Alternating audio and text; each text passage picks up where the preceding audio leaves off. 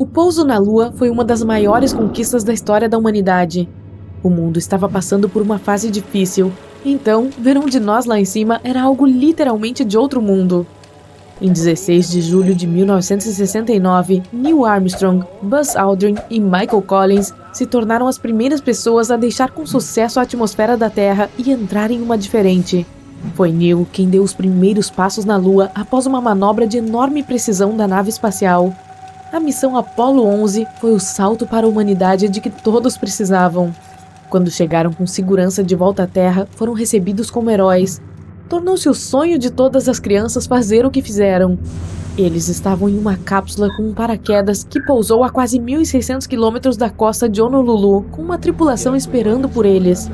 Eles eram as pessoas mais famosas do mundo naquele momento. Mas esse não é o fim da história. Ir para o espaço sideral representava muitas ameaças potenciais das quais ninguém realmente falava. A preparação necessária para a decolagem foi enorme, sem mencionar treinamento e estudos. Eles não sabiam o que esperar, já que foi a primeira viagem desse tipo na história. Havia tanto mistério por trás da Lua que os cientistas propuseram uma teoria de que os 3 astronautas poderiam ter pego alguns germes microscópicos da atmosfera lunar, o que poderia ser perigoso para as pessoas na Terra.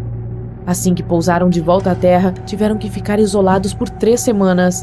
A hype era real. A comunidade da saúde estava extremamente preocupada com essas bactérias extraterrestres e não queria arriscar. O público também estava assustado. Os helicópteros de recuperação pairaram acima. Os mergulhadores de resgate fizeram uma limpeza profunda na escotilha da cápsula com iodo para desinfetar qualquer coisa que a cápsula pudesse ter trazido do espaço. Depois, os astronautas receberam um traje de proteção biológica para usar na cápsula antes de sair para a atmosfera terrestre. Após vestirem os trajes, eles foram desinfetados com alvejante e levados a um porta-aviões de helicóptero para serem escoltados a uma unidade móvel de isolamento. A unidade atracou no Havaí enquanto eles estavam na instalação móvel de quarentena, até ser levada para a base da Força Aérea de Ellington, em Houston, no Texas. Eles foram então colocados no Laboratório de Recebimento Lunar. Lá, tiveram que passar mais 15 dias dentro de uma sala com circulação de ar controlada para diminuir o risco de se expor ao mundo exterior. Eles tiveram que ficar na luz ultravioleta para eliminar micróbios ou bactérias do espaço. Na verdade, depois de cada dia, todos que trabalhavam no laboratório tinham que se desinfetar e tomar banho para estarem seguros. E no caso de serem infectados com alguns micróbios lunares, eles também tinham que se isolar, assim como os astronautas. Dentro da câmara, os 3 homens tiveram que encontrar maneiras de se divertir. Com 2 semanas restantes em isolamento, eles fizeram o que outros humanos fariam em uma câmara fechada.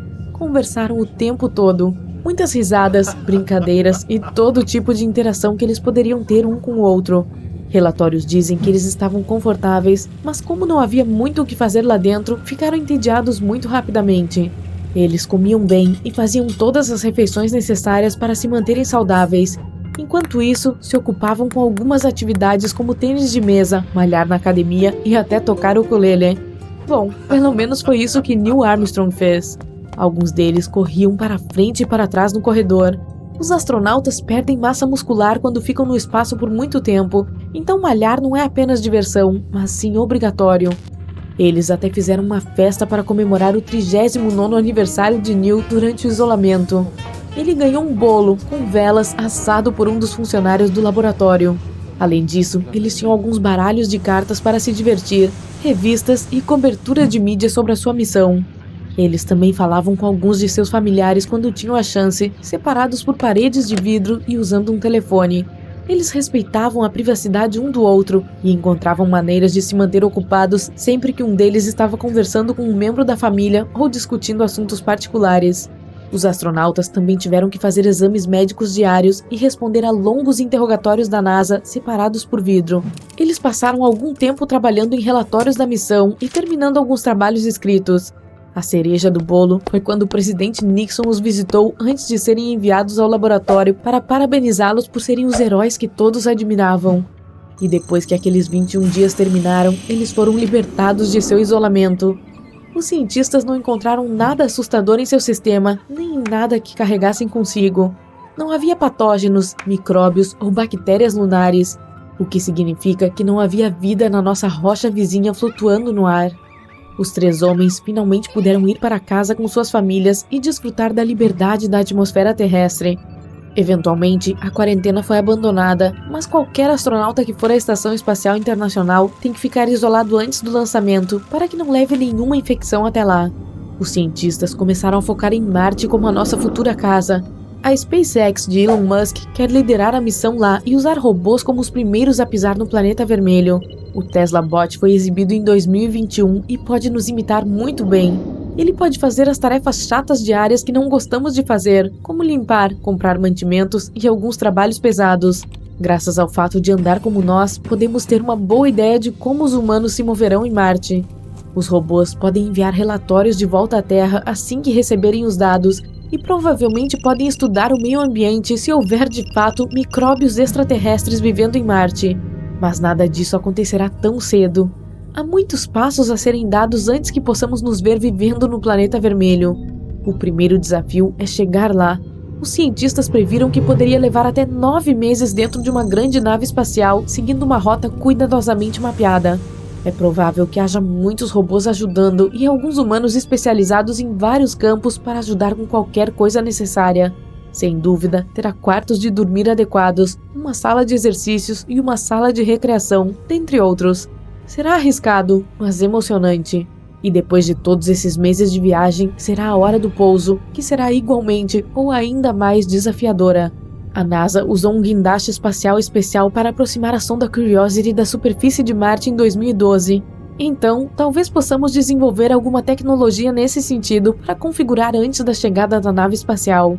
Uma vez que as coisas sejam descobertas, é hora de se preparar para a grande aventura, se instalar. Os passos iniciais foram estudados e a tripulação sabe exatamente o que fazer, o que construir e onde conduzir tudo. Robôs e engenheiros construirão alojamentos, fazendas cobertas e o essencial necessário para sobreviver. Claro que eles podem levar uma certa quantidade de alimentos e recursos que podem durar anos, mas o principal objetivo é ser autossustentável. Precisaremos produzir água, comida e ar respirável se quisermos ficar por lá. Há algumas evidências de que Marte já foi um planeta cheio de água, então é possível que possa haver alguma água subterrânea ou nas calotas polares. Não podemos cultivar sem água, o que nos leva ao nosso próximo desafio: cultivar alimentos no meio de um deserto estéril.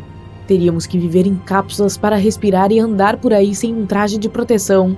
Sendo assim, cultivar alimentos nessas cúpulas será fácil, mas com o suprimento limitado de água para as culturas, teremos que encontrar uma maneira de produzir água e imitar as condições para o crescimento das plantas. Uma vez que essas coisas sejam construídas e estudadas, vem o próximo desafio: energia. A energia solar é uma das escolhas óbvias. Essa fonte de energia pode alimentar células de combustível e baterias nucleares para o nosso uso diário. E, assim que tudo isso esteja funcionando, podemos finalmente dizer que conseguimos realizar um assentamento fora da Terra. Mais cedo ou mais tarde, mais naves chegarão, com mais pessoas se estabelecendo e construindo um futuro lá fora. Até lá, saberíamos se há micróbios extraterrestres que possam representar uma ameaça, para saber se uma quarentena é ou não necessária. E tudo o que vai custar são algumas dezenas de bilhões de dólares, uma pequena soma para o próximo grande salto para os seres humanos.